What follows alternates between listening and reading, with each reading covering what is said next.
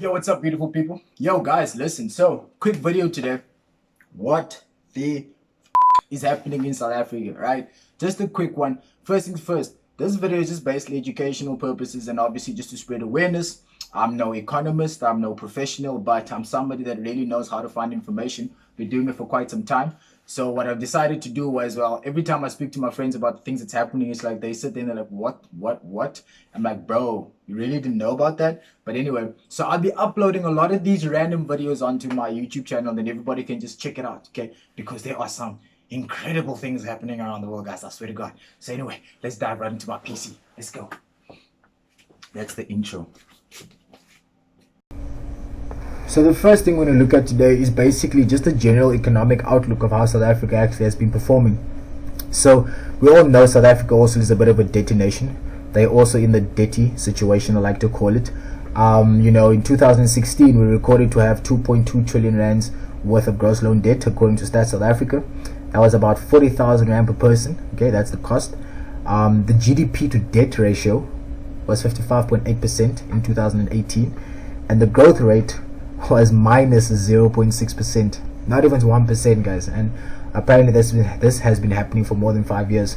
So South Africa is in a really scary situation right now, and I don't think people really know how bad it is.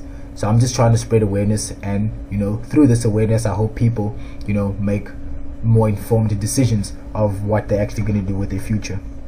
So I'm trying to show you something real quick. The forecast for the GDP to debt ratio is sitting at 2020 is going to be above 60%, and apparently by the end of 2020 it could possibly be 68%, which is close to 70. That is really scary, guys. That is really scary figures. Our GDP, the total goods and services that we produced, amounted to 366 billion US dollars in 2018. That's about 5,263,592,400 rand. And the last figure, which has really impacted us as well for a long time, is our unemployment rate, which is probably, if not the highest, it's amongst the highest unemployment rates in the world. So that's a really scary thing. But if we backdate to this video, many more people are going to lose jobs. So Cyril Ramaphosa basically warned people. So yeah, there have been a few messages that have gone out, but if you have been tracking how South Africa has actually been performing, you would have seen that, hey, this ain't no surprise, right? And just something else that added to it is this Massmart article, where it says Massmart says it could shut down 34 Dion Wide and Mass Cash stores. They actually followed Edgar's, because Edgar closed an Edgar store in Rosebank Mall. And the part that really hits the heart is where it says Mass Cash, which consists of wholesales and cash and carry outlets like Jumbo and Rhino, which target low income groups and experience severe price inflation. You can leave that, which basically means that the people that are those mamas that are buying from the Mass Cash stores and having businesses by the taxi ranks, having businesses on the side of the roads, hawking, vendoring, the people that are buying for their spaza shops, etc., they're gonna get heavily affected. So my prayers go out to those people. It's not their fault, so I hope that the good Lord looks after them and shows them a way out. But over to the next topic of discussion, which is the biggest contributing factor to what's been happening in South Africa. So let's move right on. So the first problem, guys, and probably one of the biggest problem that we face as we look at the importance of this entity called Escom, is the debt that it currently is in. Not just the debt, but as well as the condition of the power plants because of corruption. What I mean by this is that they've been stealing so much money over the past couple of years that they did not focus on maintaining the plants, and what's happening, they're breaking down. I think now recently there was a plant breakdown where 14,000 megawatts of electricity went offline, and guess what? The people suffer from load shedding. So Escom is about plus minus 450 billion rand in debt. They've been making major losses every single year of about 20 billion rand. Okay, they sell, obviously everybody knows this, that we sell more electricity than we actually keep for ourselves, and the plant breakdowns, obviously due to no maintenance, has been a very big issue as well. So it's not just that they have to find the debt, which they might be trying to fix by raising the tariffs, which means electricity is going to cost more, right? So electricity costs more. So now what happens? Obviously the people as individuals, the consumers, are going to kind of be like, ish, now you have to pay extra for electricity. Cool. You got businesses, right? Obviously their COP, the cost of operations, is going to increase, right? So once that happens, what happens? Possible potential repercussions could be, bonuses could be more scarce, raises will be more scarce, the people could get retrenched because the company, obviously the costs are just becoming too much, it's unbearable, and obviously finding jobs will obviously get impacted as well. So it's a ripple effect that affects everything. And I mean, Escom is basically one of our most important entities. Not sure if I said this in the beginning, but I did. They supply us with 95% of our electricity.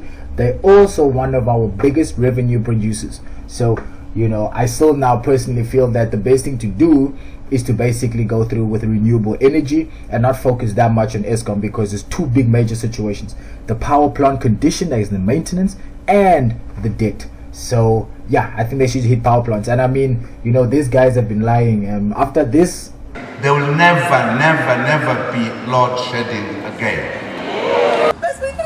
I wonder if he know that I know he's lying, right? Why the fuck you lying? Why you always lying? Oh my god, stop fucking lying. So another diabolical situation, I like to call it, which is causing so much pain for South Africa, is South African Airways, right? So everybody knows South African Airways right now is currently under business rescue. Okay, they were declared insolvent, which means they don't have the capacity to pay off their massive amounts of debt that they're currently in. In 2017, their operating loss was 3.6 billion. Okay, another interesting fact: these guys have been hiding their finances from the public since 2017.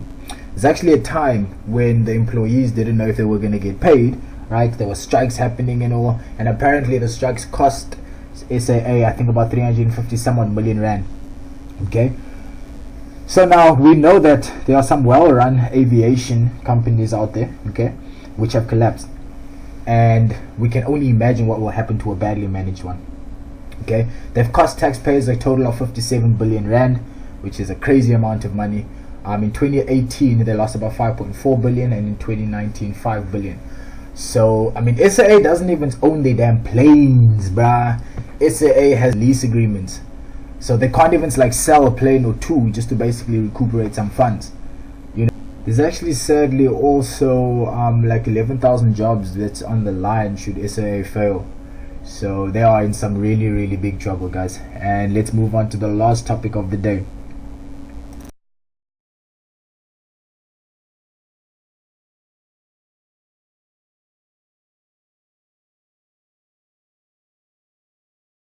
From medical doctors, engineers to finance specialists, skilled and educated South Africans are packing up and crossing the seas. Their reasons are obvious: the high crime rate, loss of job security, and economic uncertainty.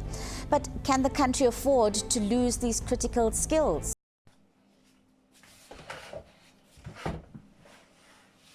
So what do you guys think? You heard what the lady said. People are starting to leave as well. So that was just more or less something that I wanted to show you guys, how people are responding to the stuff that's actually happening in South Africa. You could almost kind of relate it to the people that were leaving Zimbabwe before Zimbabwe became Zimbabwe. It's exactly what's happening in South Africa right now. And how much more worse it's going to get, nobody can tell. But I think before times get better, they're still going to get a lot worse. And, unfortunately, these type of events are things that actually occur. They happen from time to time. It's just people need to know that they happen, and they need to find a way to adapt. So just the crazy statistic, guys, check this out, from the people that are leaving. For every one person that immigrates into South Africa, 8 people from South Africa immigrate and they leave, right? According to, I'm not sure which real estate group it was, but they said that 40% of home sales right now are motivated by immigration, right? Guys, that's almost half of the people selling their houses in South Africa are selling their houses because they want to move and jump ship to a different country. Understand? So I personally think we cannot afford to lose any of these professionals. We actually need as much professionals as we can get. We need hands on deck to try and actually get South Africa out of this current situation that we are in, because I do not think that the government is going to do that for the people. But anyway, I could be wrong, guys. People could say, oh no, give them another chance, which I never will. And yeah, so we all know who are the main culprits, we see. But anyway, guys, if you have any opinions or any thoughts, please drop them down in the comments. Let's have a discussion. I personally feel that if we can't depend on the government, right, we can depend on ourselves and the people around, just discussing things to see how we can actually make the place a bit better for each other. But anyway, it's your boy OG. I'm out. Peace. Caught in the crossfire. It's caught in the crossfire.